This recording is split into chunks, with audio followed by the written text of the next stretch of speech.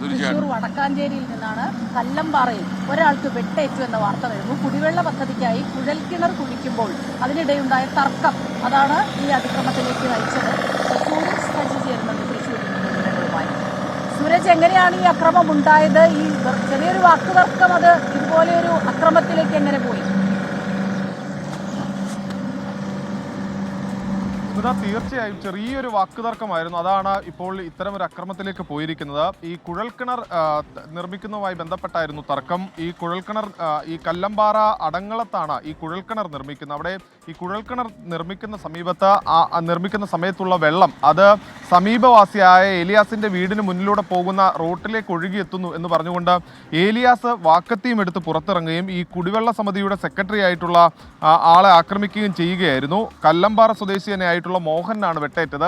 ഈ വെട്ടുകത്തി എടുത്ത് ഓങ്ങുന്നതിനിടയിൽ മോഹനൻ കൈകൊണ്ട് തടയുകയായിരുന്നു. അതുകൊണ്ട് തന്നെ ഈ വലിയ കാര്യമായ പരിക്കിലേക്ക് പോയില്ല. പക്ഷേ എന്നാൽ പോലും കയ്യിൽ ആഴത്തിലുള്ള മുറിവുണ്ട്, എല്ലിന് പൊട്ടലുണ്ടായിട്ടുണ്ട്. മോഹനെ നിലവിൽ തൃശൂർ മെഡിക്കൽ കോളേജിൽ പ്രവേശിപ്പിക്കുകയും ചെയ്തു. സംഭവത്തിൽ എന്തായാലും വടക്കാഞ്ചേരി പോലീസ് അന്വേഷണം ആരംഭിച്ചിട്ടുണ്ട്. ഈ കുഴൽക്കിണർ നിർമ്മിക്കുന്ന സമയത്ത് ഈ നിർമ്മിക്കുന്നതിന്റെ ഭാഗമായി ഒഴുകി വന്ന വെള്ളം വീടിന് മുന്നിലൂടെ റോഡിലൂടെ ഒഴുകിപ്പോയി എന്നാരോപിച്ചായിരുന്നു ഈ ഏലിയാസ് മോഹനെ വെട്ടിയത്. സ്മിത.